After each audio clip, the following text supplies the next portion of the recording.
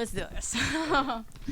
Good afternoon. My name is Chila Gonzales. I'm your host. This is St. John Speaks, the podcast where the faith has a voice. And today I have a very special guest. This is my first one-on-one interview. We have the City Councilman, Andrae Gonzales. Hello, everybody. Thank you for having me. Oh, thank you for coming, for real. This is great. No, this is wonderful. Thank you. So March, the month of March is, we're preparing for the resurrection and the Holy Week.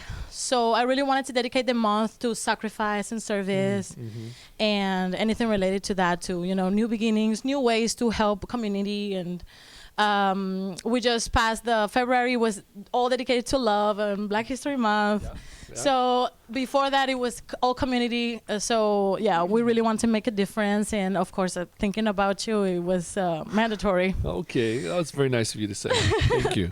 So the first thing when I saw you that caught my attention was that you were very young.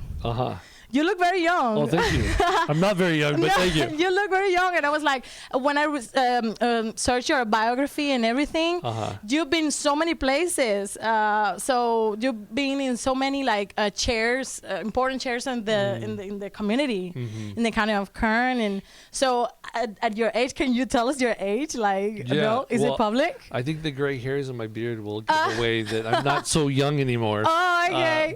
No, actually, I'm going to be 44 in you're young. In 3 weeks. For real? 3 or 4 weeks, yeah. Oh, wow. Yeah. So April? In April, yeah, April 6th. Oh, well, happy birthday in advance. Thank you so much. Thank you.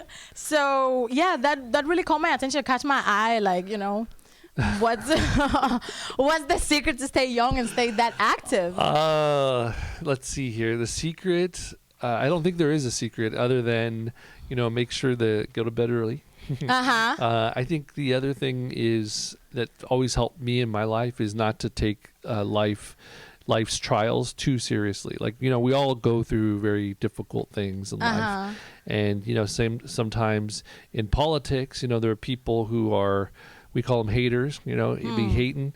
And it's really important for people to voice their concerns. And sometimes they have legitimate reasons to be concerned and be upset. Of course. But sometimes, sometimes it's unfounded. And I've found that it's really important to not internalize it all, not to worry about it. So sometimes, if people offend me or if people maybe hurt me sometimes, I don't like to hold on to it.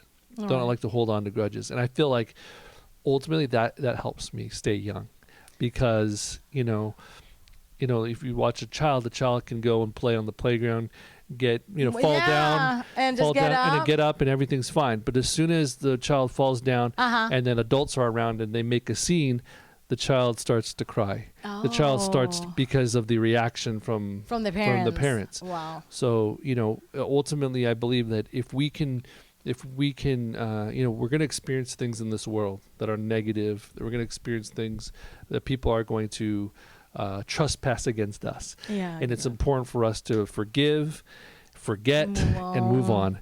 Otherwise, we internalize it. Right. So anyway, it's just my own little personal philosophy of how to stay optimistic. That's great. Not let the outside pollute you and somehow. Yes, that's a great way of saying it. Exactly. Yeah. That's great. Andrae Gonzales, y'all. So just check him out if you haven't. I didn't want it to make the whole episode so much about. Because we already know that you have a lot of achievements, but I really wanted to get to know you a little more personal level. Okay. So check him out. Okay, check him out. He has been in a lot of important positions in the city. He's a very trustworthy man. Oh, so thank you. Okay, the first question I have for you is what inspired you to serve the city of Bakersfield? All right, that's a great question. I think the first moment that I knew that I wanted to help the community was watching my dad serve the community. He was a community college counselor at Bakersfield College for 37 years.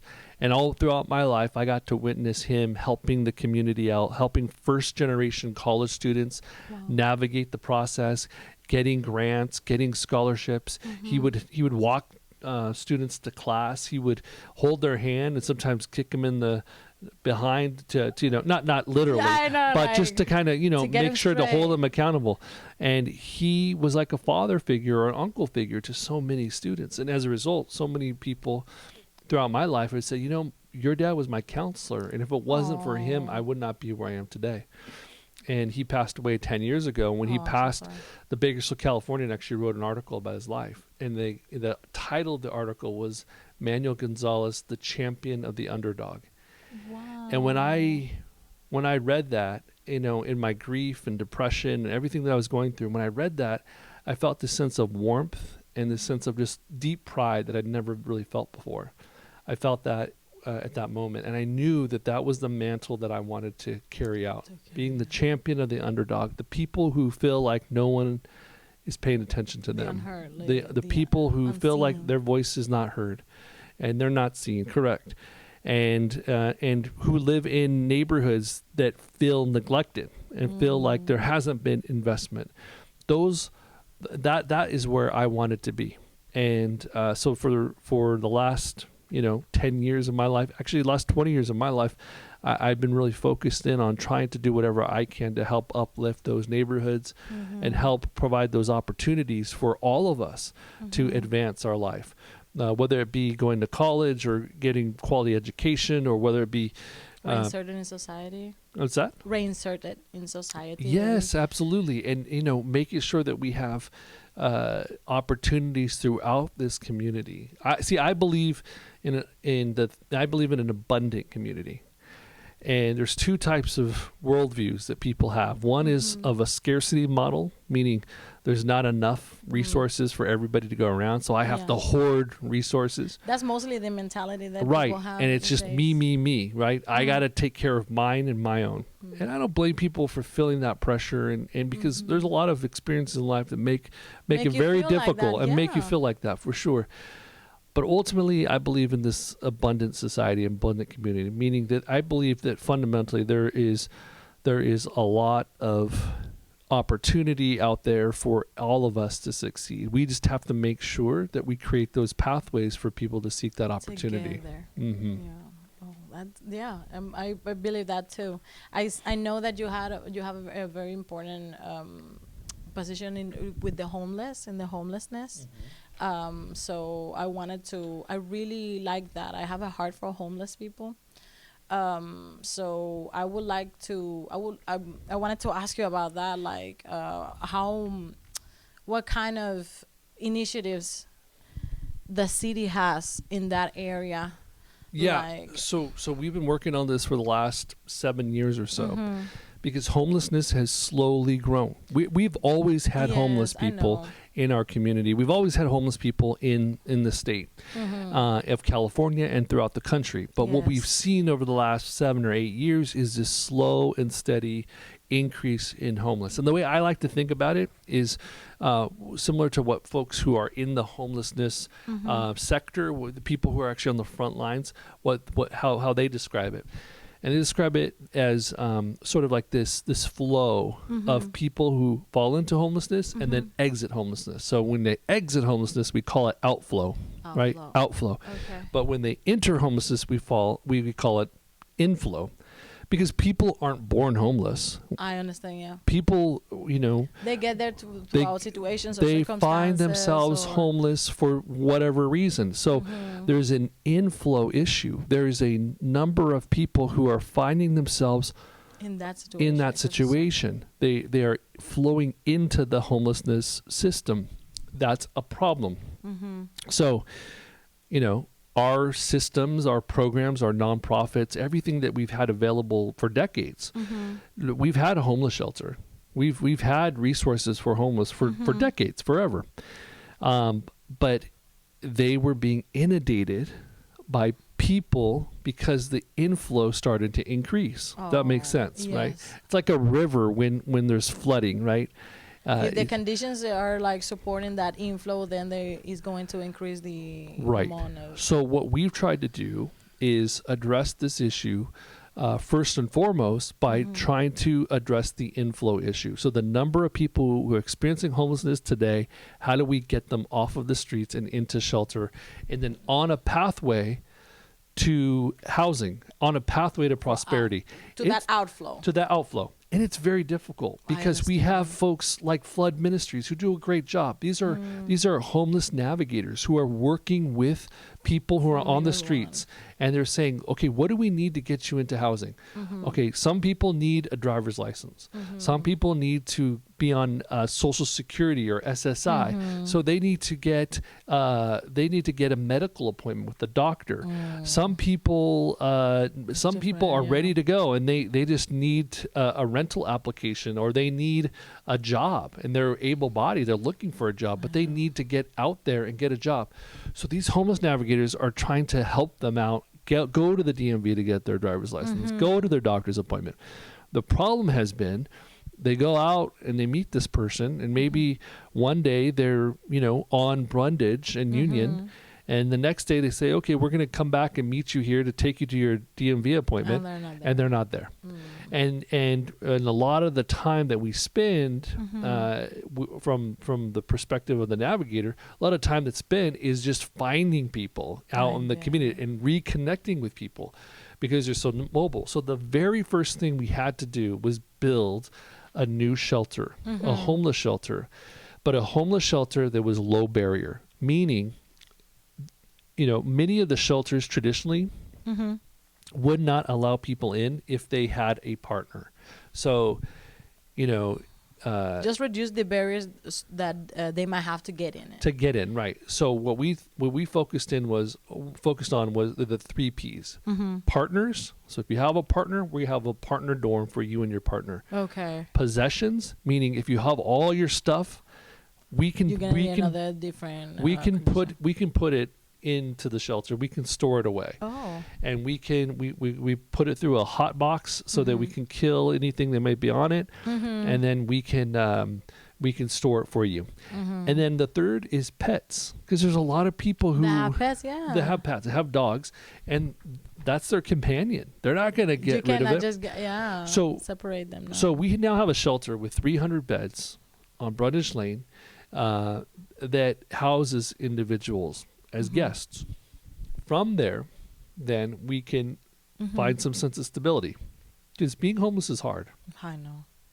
You have to be on guard all the time. You have to protect yourself. You have to protect your possessions. You have to carry everything. Imagine, I hope your listeners imagine all the things that you own, having to carry that with you everywhere you go every day. That is overwhelming.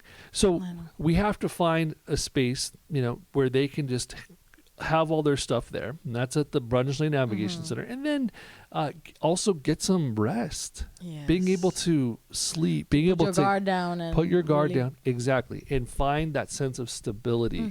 If they're sick, we have a recuperative dorm where they can actually go and they can get their medication. They can actually gain a sense of stability, so that they can, or if they're getting discharged from a hospital and they have nowhere else to go, they can't go back on the street, we let them go to the recuperative dorm, and there's a bed for them. So from that shelter, by getting people a sense of stability, by working with them, by having housing navigators and getting them connected to whatever service that they need, we have been able to move over 600 people in the last 5 years, 600 people into permanent housing. Now think about that. That's 600 lives plus the 300 people we have in the shelter. It's over 900 people that would have been on our streets without resources. All of those resources. And those are all city dollars. Those are local dollars that we spend on this program. And so that, I think I put on my Instagram the other day, that really reflects the heart of Bakersfield, because we said we are going to meet people where their needs are immediately.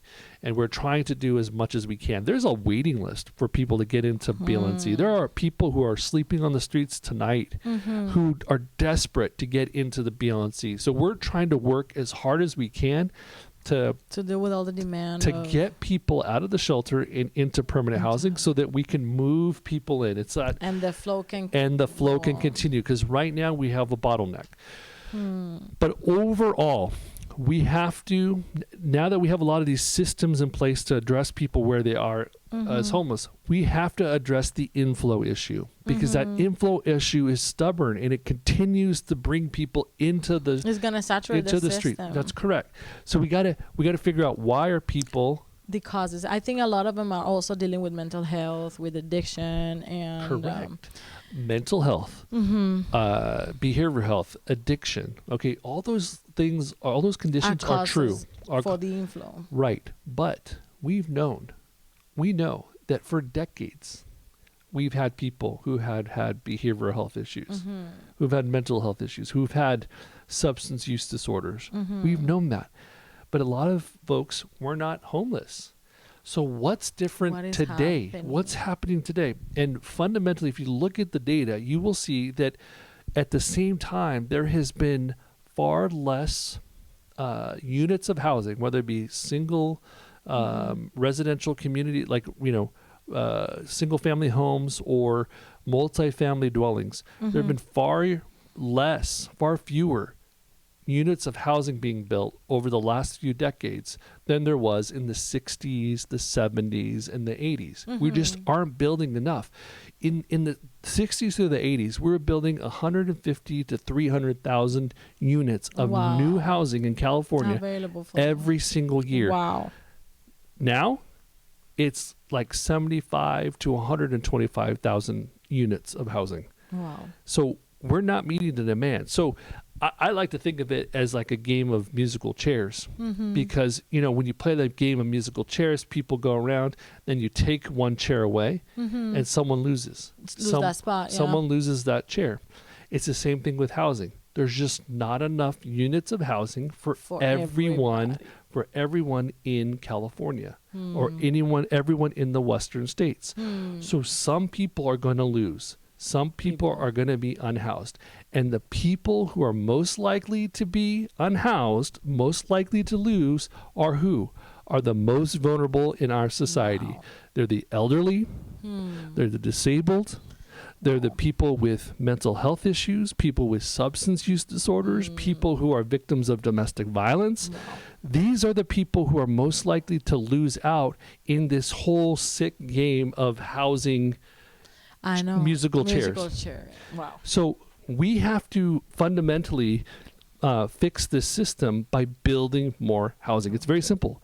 Build more housing. If you build more capacities, you will meet more than demand. I get it. Yeah. And all types of housing. All types of housing. I met a woman today who said that, she lives in a 5-bedroom house, 3 baths, and it's just she and 2 other people. She has more house than she needs. And she won't move because there's nothing available for her of a smaller house that's high quality, where she can actually feel comfortable.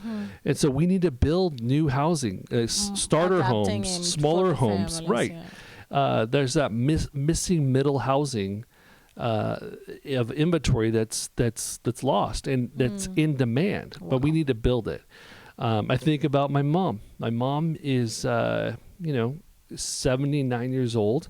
She lives in the house that I grew up in, 3-bedroom, 2-bath. There was, at one point, 8 of us who lived in that house together. Wow. Okay, now today, there's only 1. So and that's all that capacity. And all that capacity. Yeah. So, she's not going to leave that house. But if we had a smaller cottage, or if we had, if there was some sort of unit of housing that might be smaller for her to maintain and also comfortable, we built it, we can, she might be interested. And so that's the challenge for us right now, is that we have this crisis today, and we just need to build as much housing as possible. And not just affordable housing, although we need a lot of affordable housing, but we need to build all types of housing as quickly as possible. Well, that leads me to my next question. Like, how do you stay grounded under all this pressure? Because that is a lot of pressure. I think what is also very interesting about politics, or about all of these public positions, is that everybody blames the face they see. So it's like, and people don't understand that there's a lot of system behind them, and there's a lot of people that they need to talk to, and there's a lot of, it's not like a light switch that you can just boom and There you go. More houses. No. I get blamed a lot of times, and how do you deal with that times pressure? on social media, people are saying crazy stuff, and that's what I wanted to touch. One of the things that I have a heart to, which is homeless, and I wanted to for you to share that with people, all that work, those things that you're aware of, for example, in that matter, and you have a lot of them, a lot of matters. So how do you handle that? I think fundamentally we have to understand, like anyone who wants to go in public service has to understand that there's a very large and diverse society out there, lots of different perspectives and ideas. We have to make sure that we're always listening to people, because there's a lot of great ideas out there, even from maybe some people who are our harshest critics. They may have some great ideas. And I'm trying to look for the best ideas so that we can find solutions. Yes. And ultimately, it's my job to continue to communicate to the public as much as I can what exactly I'm trying to do, the way we understand the issue today, and how we're trying to resolve it. And again, there are still people who will never be satisfied. Yeah. Back to the first point that you said, like, just don't get it too personal, and you can't make it personal, and you definitely can't. You can't get too hung up on it, because ultimately the work, I believe in my heart that the work will speak for itself in the long run. And, I cannot be deterred. I have a community who's really relying on me to be strong and to continue to fight for them. I have a community, and I think about all the families in Southeast Bakersfield and East Bakersfield and downtown and, Oleander, these are people who are working hard every day, who are trying to fight for their families, trying to make the best life possible for their kids. And they're relying on me. They're trusting me as their council member, that I'm going to be making decisions and represent them well. And I gotta keep going. I don't have time to try to convince everybody that I'm right. Or just turn off and say, okay, I'm broke, I need time. Yeah, and I don't have time to try to get everybody to like me. And I think that politicians who spend too much time on that, worrying about people liking them, I think they're ultimately find themselves ineffective and unable to actually do things on behalf of their constituents. Sometimes, leadership requires you to make tough decisions, and that doesn't necessarily make you popular. No. And what's politically popular isn't always good public policy. And what's good public policy isn't always politically popular. And so you got to really question, as a leader, we all have to question, what are we in it for? Are we in it for ourselves, or are we in it for to doing the right thing? Because it could be very easy for me to just sit around all day and pointing the finger at somebody else and yelling at and making harsh comments on TV or on social media about homelessness or whatever the issue is, and not taking any sense of ownership. That's not who I am. I want to make sure that my time is well spent on the city council or in any elected office, and that I'm going to actually get things done and find solutions to get things done. So issues, yeah. That's kind of the next question. Like, what role do integrity and accountability play in public service? Integrity and accountability are fundamental. They are fundamental, and we have to remember, as elected leaders, as public officials, or anyone who's in the public eye and is taking a leadership position, we have to remember that we are held accountable by the people who who elected us, who we serve. And I was at Read Across America. I went to 10 different schools this week, and I talked to these kids, and I said, you know what I do? I'm a council member. And I ask, who I work for? And they say, Trump. And I said, no, not Trump, not Trump. And I said, I work for you. I work for all of you. Totally. I work for you, your parents, your families, your grandparents. I work for you. Every day I get up and I think about you. I think about how we can improve the lives of all of our families, how we can improve the condition and quality of life of our city for all of you. And I really believe that. Ultimately, for me, this is all sacred work. This is all sacred work. Yes. Because what it is we're people, again, are putting their faith in government. They're putting their faith in elected officials that they're going to do the right thing for them. Mm-hmm.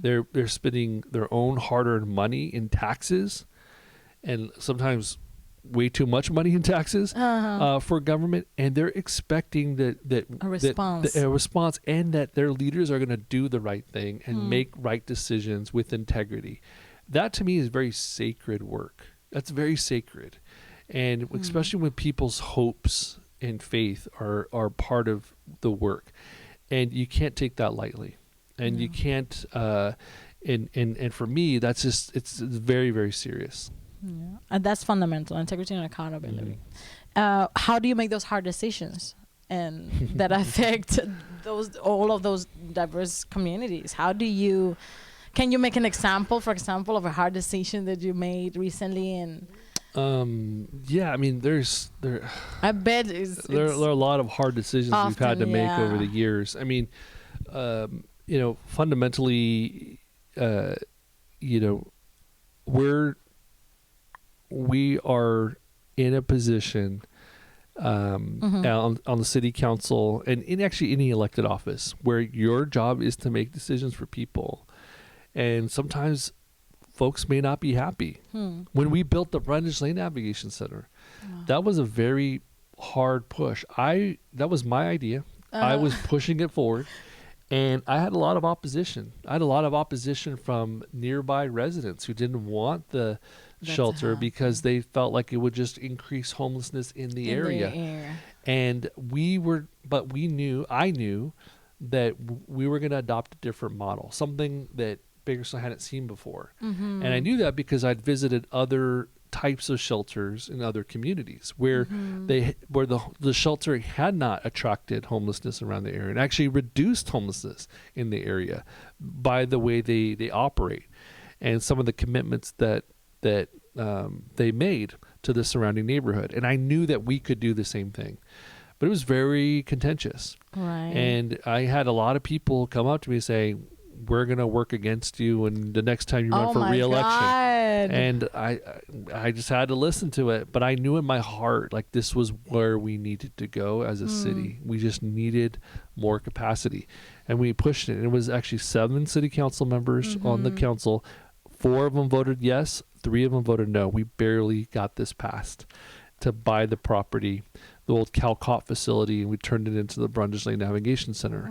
But today, it's a success, and all of the neighbors nearby, they love it. It's actually been a positive thing. So, that was a good story, but the reality is that we're tasked with making tough decisions all the time. But I'm glad you made that decision. Yeah, I'm glad. Thank you. So that reminds me of the story of I think it's the prophet Nehemiah, that he was building the wall after they come back to Jerusalem and they were kind of rebuilding the city.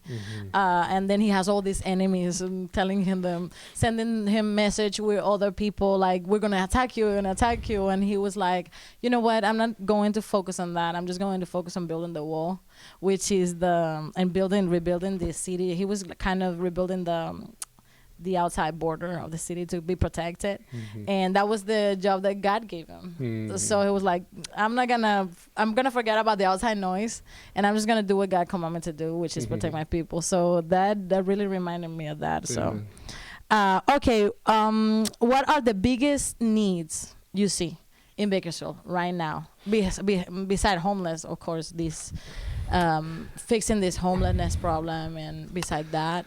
Yeah, I think there are a few things. Number one, I think housing in general is a big issue, not just for people who are unhoused tonight or today, but everyone. I mean, and the affordability issue is a big issue. I think the rising cost of utilities is a big issue, and the fact that we need some relief. And that's a big driver for lots of folks, and it's constricting a lot of budgets. It's stressing a lot of people out. And we just got to get a handle on, the rising cost of utilities.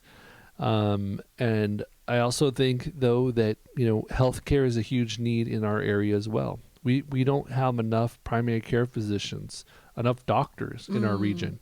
Outside of Bakersfield, even in a lot of the rural communities, they don't have the resources that they need to keep families healthy. That's a big issue. And so,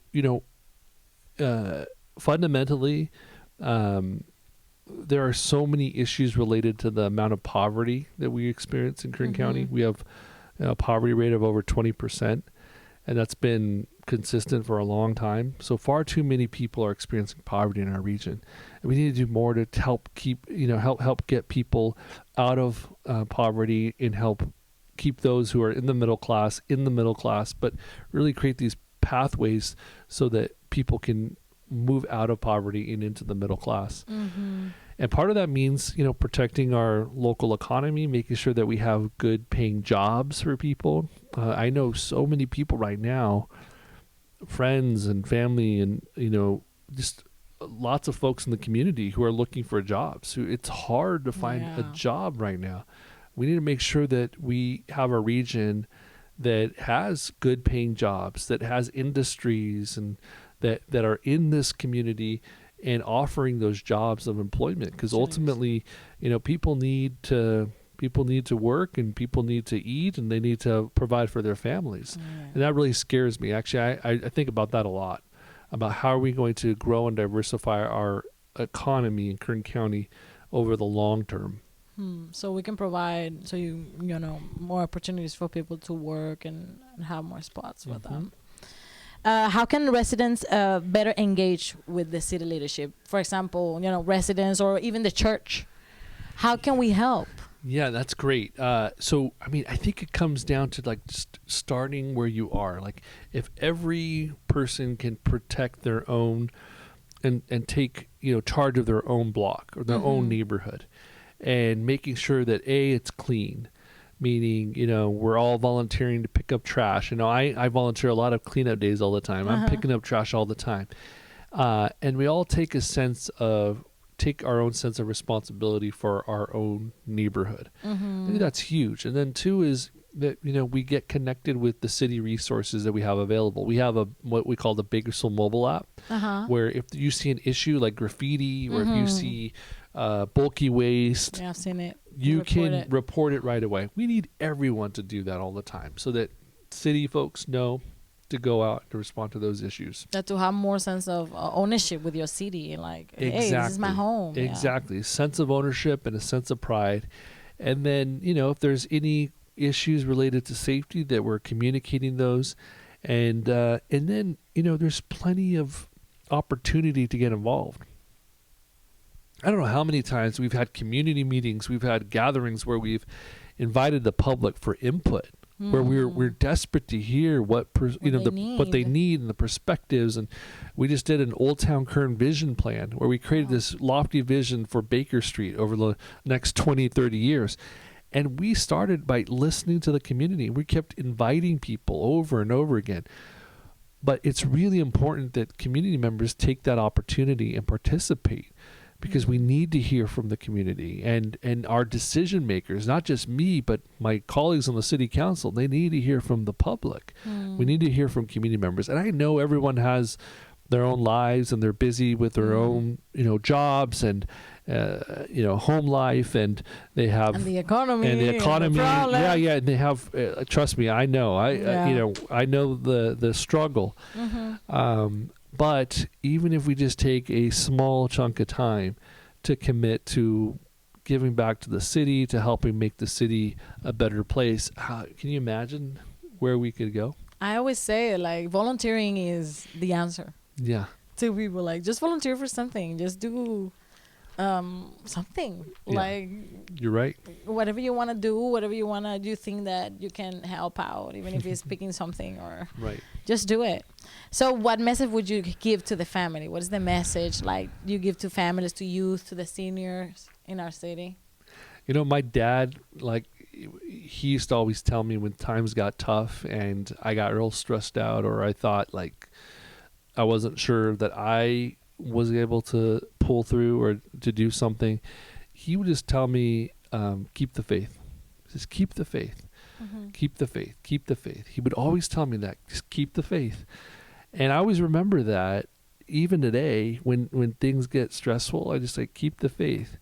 Because, we have a God that is an awesome God who can do everything, right? The Alpha and the Omega, right? Yeah.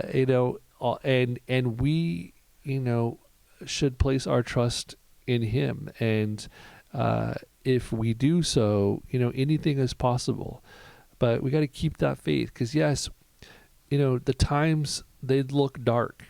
And whether you look at the international issues or the national issues or even some of the local issues, it feels like it's getting worse. But we got to remember, like, we are the light of the world, right? We were called to be the light of the world. And we cannot hide our light like a lamp in a bushel basket. We have to be that light to the world.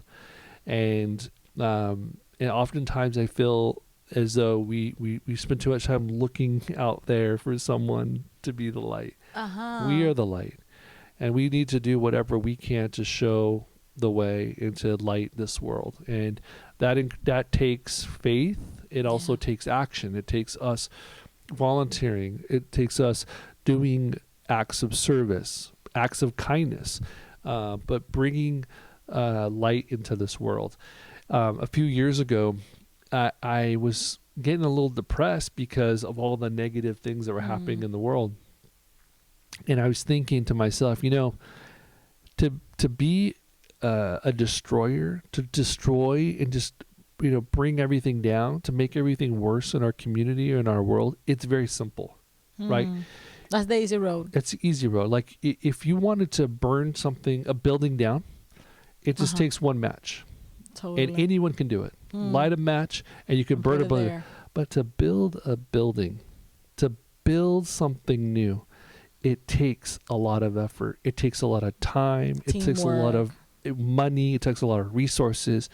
To build something up is far more difficult than to tear something down. To tear something down is very easy. And that just hit me like a ton of bricks, that it is so easy to be destructive in this world. It is so easy to be negative. It is so easy to tear things down. Yeah. But it's so much harder to build things up. It's so much harder to create positive interactions, to make this world a better place. But it only takes one moment to, ruin someone's life or to tear a family apart. But it takes so much to build up. So then I started thinking, okay, what are things in which we can do to actually build community, to actually make that sense of optimism, or that hope, that sense of everyday miracles that happen. And so I brought a few friends together and I said, look, this Christmas, the day before Christmas Eve, we're going to go on a Christmas joyride. And we raised, $5,000 or I forget how much, $7,000. Raise that money from different people, and we just ran around randomly, and we started going to grocery stores. We started paying for groceries for people.